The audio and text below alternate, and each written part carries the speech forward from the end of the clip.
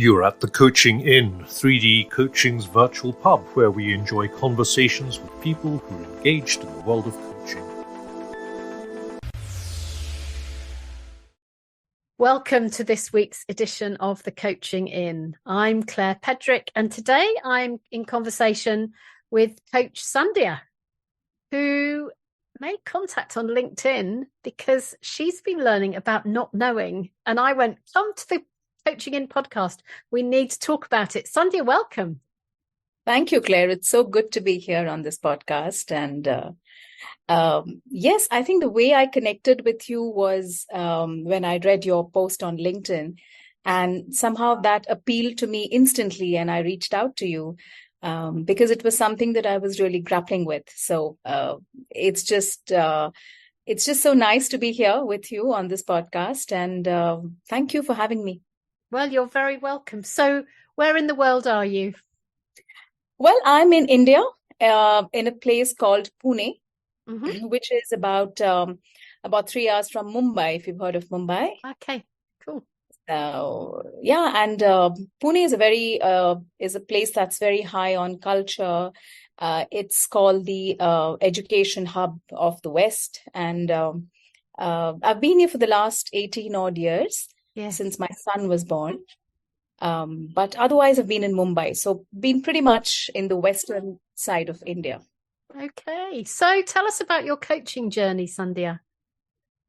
Yeah. So I've been a coach for the last 6 odd years. And coaching actually happened to me. I think I'm an HR professional.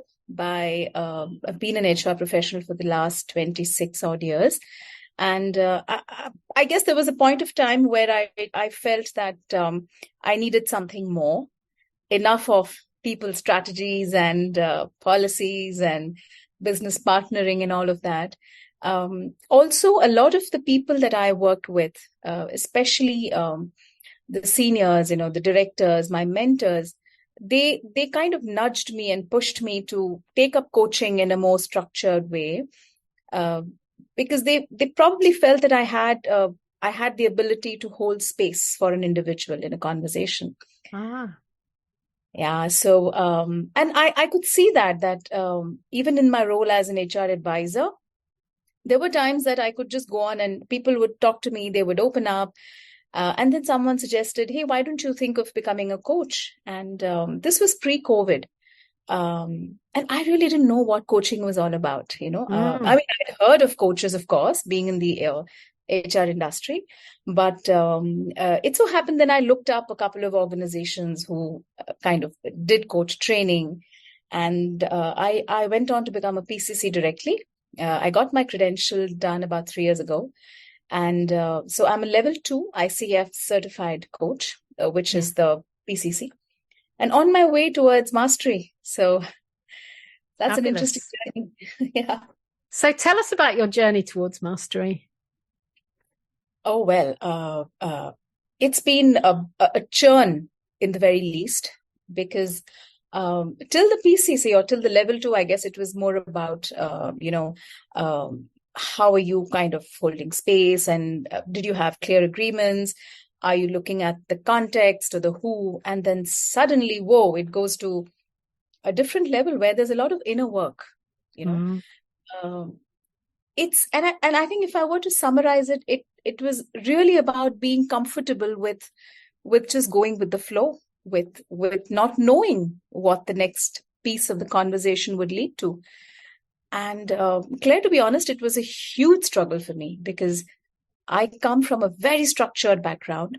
I'm used to being in the black and white and knowing everything because I've been a consultant.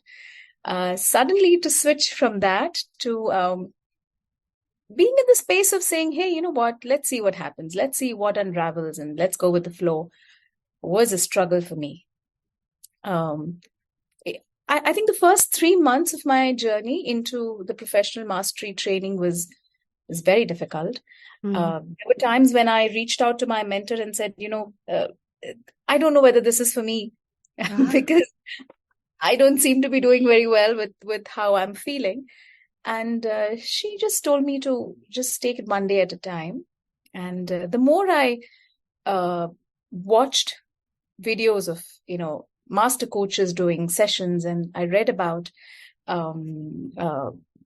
books, and I think one of the books that really sort of made me settle down was this book called Presence. I'm sure you know about the books. The Presence was one, Mastery was one. Then there was A Shift in Being by Leon. I think they kind of helped me to sort of be okay with not knowing and being comfortable with the unknown. It was a huge shift for me, and I've not gotten there, but I guess it's a journey, and I'm taking it one day at a time, Claire. Yeah, and sometimes we can't do it. Yeah.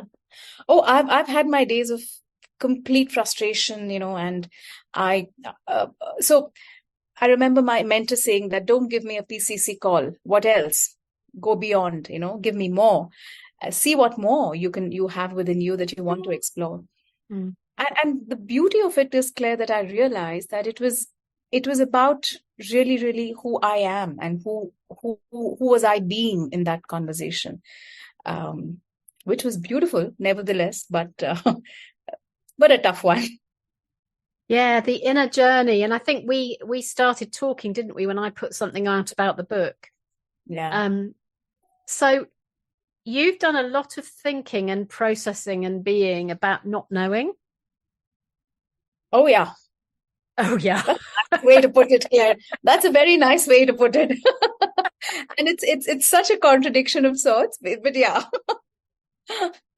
So what are you learning? Yeah. I'm learning to go more with my heart rather than my head. I am a head person. I need to know logic. I need to be I need to have data, for me to process my world. But I'm learning that it's okay to not really have data. It's okay to not. So I remember in my earlier days of PCC, I would sit for a coaching call with all the competencies and all the markers, and I would be so consumed about ticking each of them that I wouldn't be present in what was happening in the call. Now that, I think, is a huge shift from where I was to who I am today, is the fact that I don't need to go I don't need to think whether I've done 3.2 or whether I've done 4.2, whatever, Yeah. I'm just present in the moment. I don't know what the client might say, and I'm okay with it. Most of the times. This morning, I had an improv lesson with an improv teacher, 1-to-1. And improv is such a great way to learn about presence in coaching, because you have to just go with it. Yeah. And she asked me to do this exercise with her. And all I could think of were the rules. So she told me what the rules were. And the whole time I'm going, I've got to give her the name of the last thing that I looked at. I've got to do this, then I've got to do this, and I've got to do it at a certain pace, and she's then going to say this, and then I've got to do that. It was exhausting. Yeah. And we had to work quite hard to get over the sticking to the rules thing and into the free flow of what improv is about, which is about the free flow of what coaching is about, isn't it? Absolutely. Absolutely correct. And I think even when you reached out to me saying, let's have a chat, I think a part of me wanted to know what the conversation would be about. And I really like the way you said, don't worry, I don't need you to prepare. And that was like, oh my God, that's such an alien feeling for me to not prepare. But believe you me, I've come to this conversation today without prep and saying, okay, let's see what unravels and let's see where the conversation goes. So, yeah. So how does that feel? Your first podcast and unprepared? Well, I am nervous. I am really thinking, okay, so what might Claire ask? What do I need to prepare? But I think as I'm easing into the flow with you, the way that your tone and all of that is just making me, and well, I think the topic supports itself. It supports the way I'm feeling. be okay with the unknown. So I'm just imbibing the whole topic, and it's not easy, but I think, yeah, well. And we go where we go, don't we? Because we're doing this together. Absolutely. So I'm not going to suddenly consult my encyclopedia of awful questions to ask people on a podcast, because I don't have that. Yeah. Because each thing builds out of the last. Yeah. Yeah. And that's what happens in coaching. It does. I think my experience has also been clear that if you're present to what the client is saying, feeling, showing up in expressions, there's just so much more you can do by not knowing. Yes. And from there on, the journey of exploration gets just way deeper. So I've had clients, and off late, where I just, in fact, the client asks me, so what do you have to say to this? I said, I don't know. I've seen just articulating or vocalizing the sentence, I don't know, just puts my breathing down. It makes me more relaxed. Because then I'm being authentic to who I am. I really don't know your space, or I don't know your world. I'm here to explore with you. So let's see where this goes. Yes. So there's a confidence in saying, I don't know, that I'm hearing in the way you describe that. Yes. Yes, Claire. Confidence, authenticity, and I think for me, it's more about just being authentic and being true to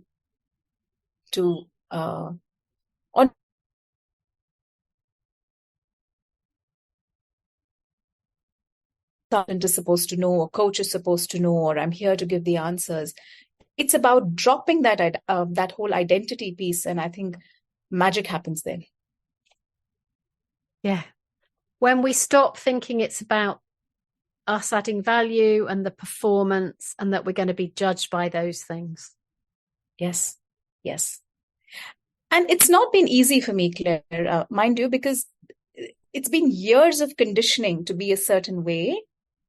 And I can't just leave all of that overnight and say, hey, you know what? It's a brand new day. Let me be this evolved Sandhya who is, no, definitely not. But what's helped me is just being part of the community of coaches, and really learning from my peers, from my mentors, looking at conversations and observing people, and just being okay to, imbibe what works for me at that point of time. Again, there's no pressure on me to be a certain way. So I did my best coaching session a couple of weeks ago, and I came out of it thinking, you did good there. Wow. And I think the reason that I could say that was that I didn't do very much at all. I was very present. And at the beginning, the person said, there's two really massive things, and I think they're tangled up. And I've thought about them a lot. Mm. And I said, tangled up? And then I said, do you need to tell me what they are? And they said, no. Wow. Because they thought about them a lot. So the thing was the tangled up bit, not the this thing and the that thing. And actually, so often that happens, but we get caught up, don't we, in the information about what's going on. Yes. And then we get lost in it. They get lost in it. And then we're all lost in it. And then actually they come out of the session and they're no clearer than they were when they came in. Yeah. This has happened. It still happens when you get too involved in the content. And I've seen the beauty when you just take the content away and you're just there with the person and you're just exploring the who. Yes, exactly. I mean, I can imagine how it would have been for you, because if I were to look back on my experience as a coach, there are really very, very few conversations that I really think I can say, wow, that's a good one there. Yeah. So, yeah. Yeah, one of the things I said in Simplifying Coaching is that when we think we're adding value by adding value, we're not adding value. Wow. That's a beautiful thing to say, Claire. But there was a coach, a Ukrainian coach on LinkedIn the other day called Alex Martinov, and he said that he was in a conversation. So I'm sharing it because he shared it on LinkedIn. But he was in conversation with people, and he was talking about listening and not needing to understand. And somebody said to him, "Well, why would you? If you don't need to understand, why would you listen?" Yeah. And that's such an interesting question, isn't it? Because we get so caught up in the fact that I need to listen so I understand. And if I understand, then I can help you. It is. Yes. And I think also, Claire, in my sphere of work, which is a lot of work with the corporates, it is a slightly different ball game. I'm not saying it's vastly different, but in a corporate coaching engagement, it tends to be a little bit more structured. Yeah. And I guess it's just the whole experience of being in the corporates and really not, there's very little scope to really explore the who, unless you've got 8-10 sessions lined up. If it's just a 5 or 4 session engagement, then that becomes a bit of a crunch. But what I'm observing is that even with leaders, even with CXOs and directors and executives, they don't really want to know the content, right? They want or they desire to go deeper. Because they know what's to be done. The content is pretty clear. It's about who are they being and who would they really want to be. And when I've started working on that, when I've started exploring, or like you said, not saying much, silence, pauses. I think those have been some of my best conversations. Interesting, and so interesting that you're describing that in the kind of executive coaching corporate space, where there's a lot of narrative that says, oh, but that's where they want advice. Yeah.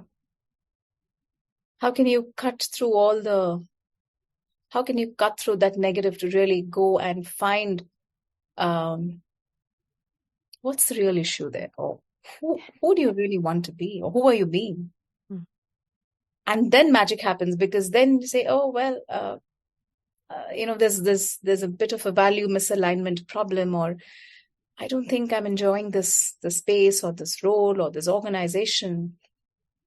So I think, what comes up even in a coaching, I don't know. I in fact, of late, when this whole thing about being okay with not knowing or exploring the unknown, is just becoming very interesting, because I don't know, and it's every day or every conversation is a new learning for me as well. So there's a lot of magic in not knowing, I think. That's such a great statement. There's a lot of magic in not knowing. Yeah. So you embarked on writing about this, didn't you? I did. As part of my mentoring journey, we were kind of encouraged to write a white paper and present it to my cohort. So, in fact, I started the whole presentation by saying, I'm okay with not knowing what's going to flow in this conversation. Are you? And for me, even saying that was so difficult, or it was so not difficult. It was different, because I'm used to having my slide notes and my handy notes and looking at all of that. And I just went with the flow. And so I spoke to a lot of people. I surveyed a lot of people, a lot of coaches, on how do they work with this unknown? What do they do? And what happens to them when they deal with it? The answers were pretty much what I feel too. And they actually felt that it takes them a little while, or it takes them to get into the coaching journey a little more before they can get comfortable with this whole unknown piece, because there's so much pressure on having all the competencies ticked, and the whole credentialing process is very, very different from the real coaching world. But I got some beautiful answers into what really happens to a coach when they have to deal with the unknown. So yes. Are you willing to share some? Sure, absolutely. So let me just pull that out for you. Just give me a minute, Claire.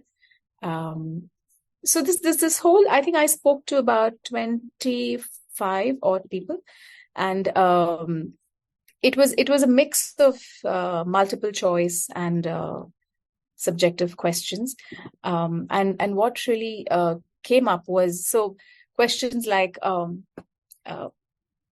how do you define the grays in coaching?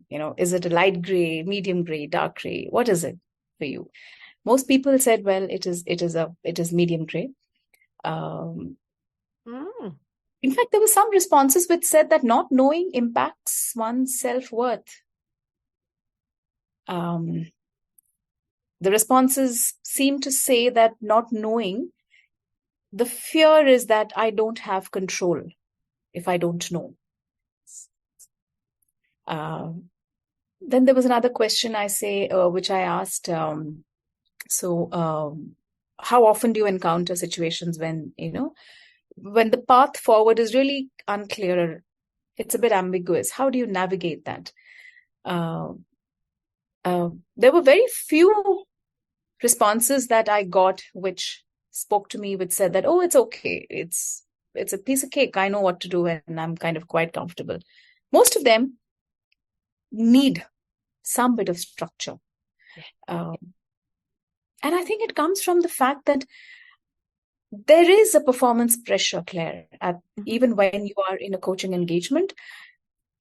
I think at some level, there is a seeking of validation that, okay, you're a good coach, or the fact that conversation was effective, So those were some of the responses. And I think one of the things that also came up in the survey was one of the top reasons, or one of the top enablers for really helping the coach to be okay with the unknown is that whole piece of building trust and rapport with the client. Yeah.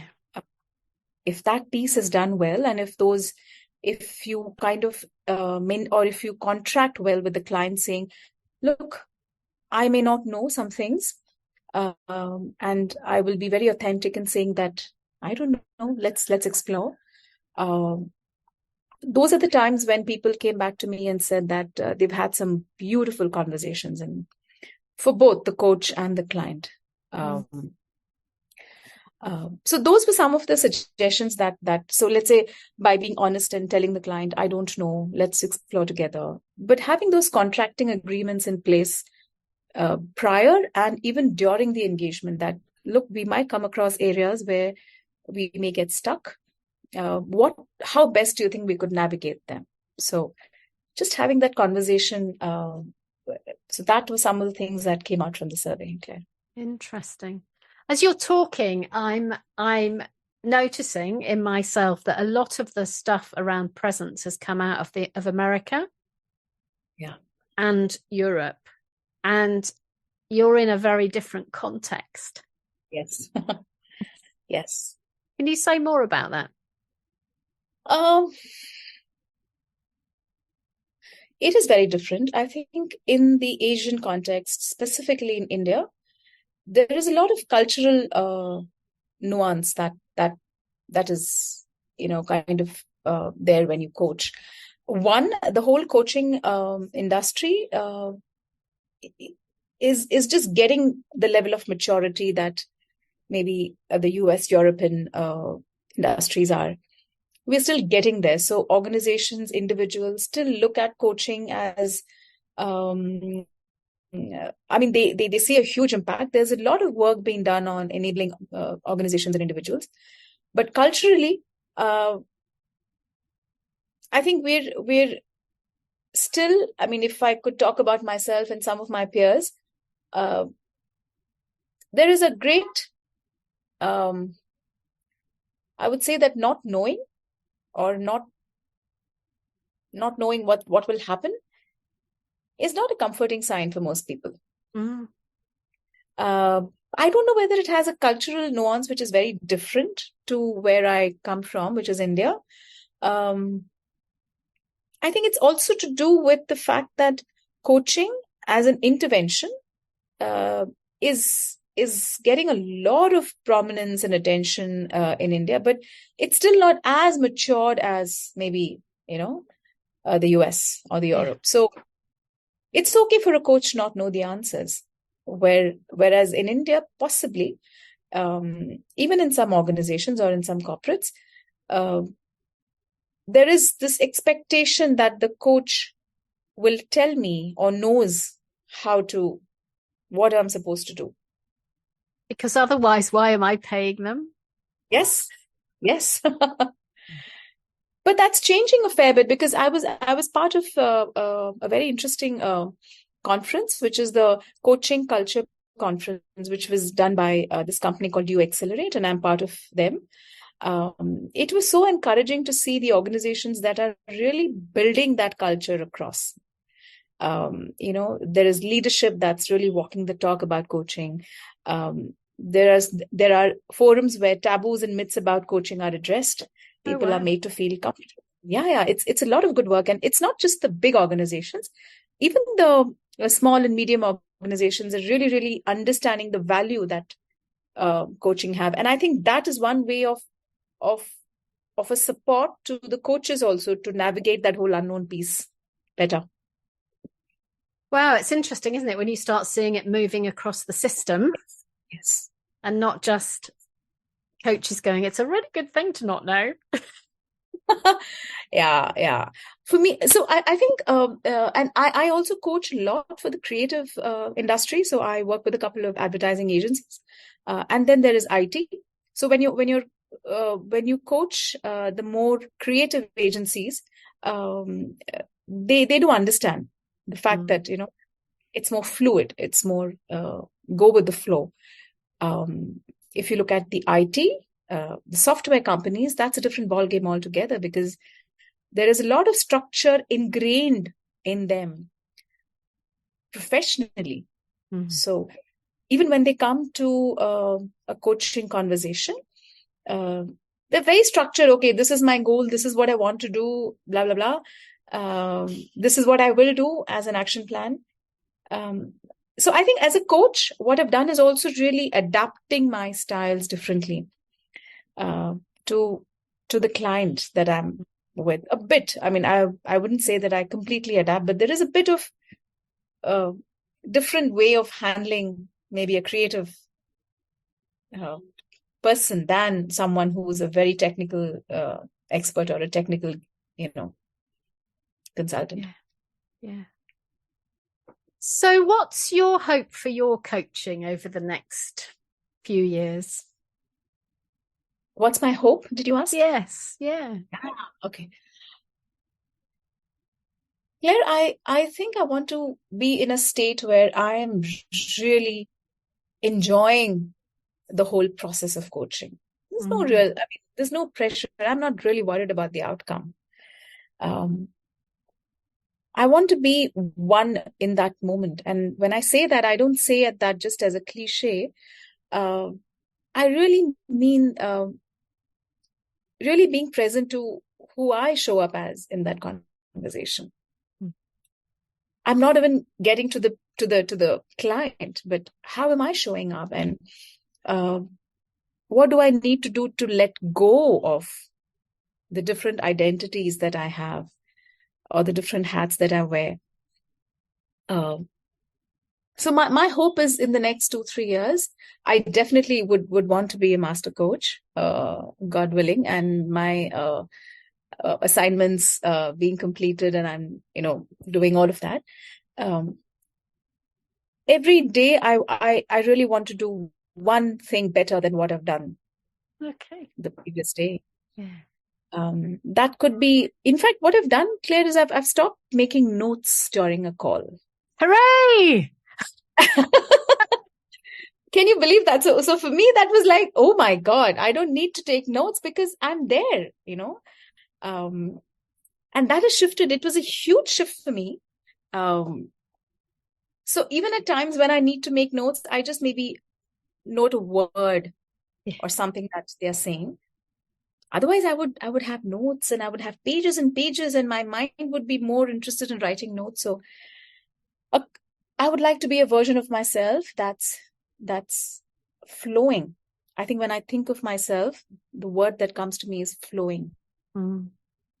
Because when you flow and when you're being human, then they can flow and they can be human. Absolutely, Claire. My big revelation last week, it's funny, isn't it? How we only get insights slowly. My big insight last week was, why would somebody want to be in partnership with me if I can't be human? Wow. That's so powerful. And then I looked and I thought, well, number one, that's an insight. How amazing is that? And then I'm going, why didn't you think of that before? Yeah, I mean, as you're saying this, I'm just thinking, to err is human, to not know is human. Yeah. And the more human we are, the more human we enable the people that we are with to be. And that's what's so beautiful, I think. Oh, yeah. Wow. That is really something. I'm going to mull over that. I think that really calls for, So but if people want... sharing that. Well, thank you. You started the conversation by making contact on LinkedIn. If people want to make contact with you, how do they do that? All right. So I'm there on LinkedIn as Sandha Bhat.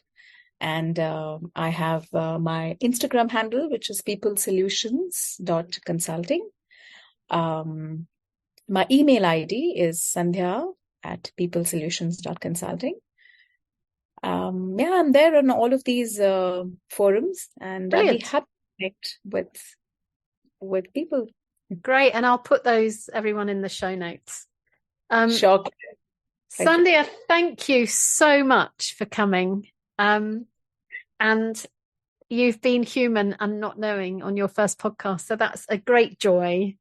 Thank you so much. And I feel that I've just flown with, and you held that space for me. I think you were human. You are human, and you were just so humane throughout this call. So thank you for holding that space for me and allowing me to flow, Claire. And thank you everyone for listening.